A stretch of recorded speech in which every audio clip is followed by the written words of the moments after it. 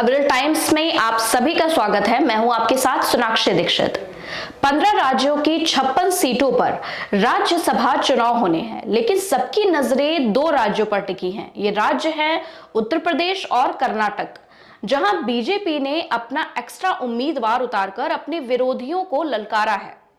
उत्तर प्रदेश में राज्यसभा की लड़ाई सबसे दिलचस्प हो गई है।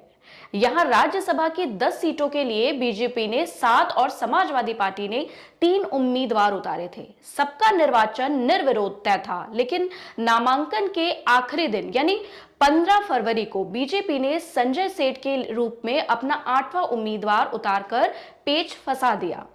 अब 10 सीटों के लिए 11 उम्मीदवार मैदान में हैं। 27 फरवरी को चुनाव की नौबत आ गई है। उत्तर प्रदेश में राज्यसभा की सीट जीतने के लिए 37 वोटों की जरूरत है। अगर आरएलडी के 9 विधायकों को भी जोड़ ले तो बीजेपी को 286 विधायकों का समर्थन हासिल है।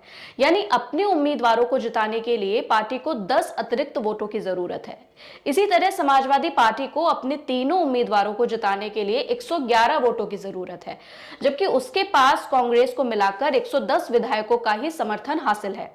इसका मतलब समाजवादी पार्टी को एक और वोट की दरकार है। ऐसे में दोनों गुटों की नजर उन 7 विधायकों पर है जो फिलहाल किसी गुट से नहीं जुड़े हैं। इनमें राजा भैया समेत उनकी पार्टी के 2 और बीएसपी के 1 विधायक शामिल हैं।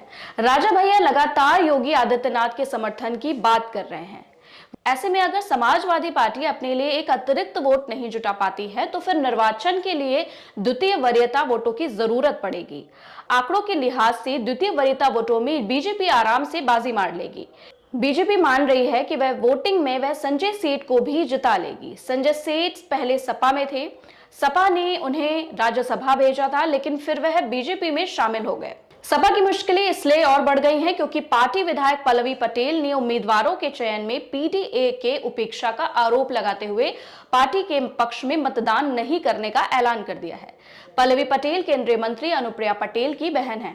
कर्नाटक में भी राज्यसभा चुनाव का मामला कम दिलचस्प नहीं है। राज्य में खाली होने जा रही 4 सीटों के लिए 5 उम्मीदवारों ने पर्चा भरा है। इसके चलते चुनाव तय माना जा रहा है। इनमें कांग्रेस से 3 उम्मीदवार और बीजेपी जेडीएस के 1-1 उम्मीदवार हैं। इस चुनाव में एक उम्मीदवार को जीत के लिए न्यूनतम 45 वोटों की जरूरत है। राज्य विधानसभा में कांग्रेस के पास 135 विधायक हैं, जो 3 सीटें जीतने के लिए पर्याप्त हैं, जबकि बीजेपी और जेडीएस के पास 85 विधायक हैं। इसके अलावा 4 अन्य विधायकों में 3 के कांग्रेस उम्मीदवारों के पक्ष में मतदान करने की संभावना है। पिछले कुछ सालों में बीजेपी ने लोकसभा की तरह ही राज्यसभा में भी अपने संख्या बल को बढ़ाने की जोरदार कोशिश की है। इसे राज्यसभा में बीजेपी की संख्या 93 तक पहुंच गई है। पार्टी को जहां भी संभावना दिखती है वहां मैदान में उतरती है। हरियाणा में कम से कम 2 मौके ऐसे आए हैं जब संख्या बल नहीं रहते हुए भी बीजेपी समर्थित उम्मीदवारों ने बाजी मारी है।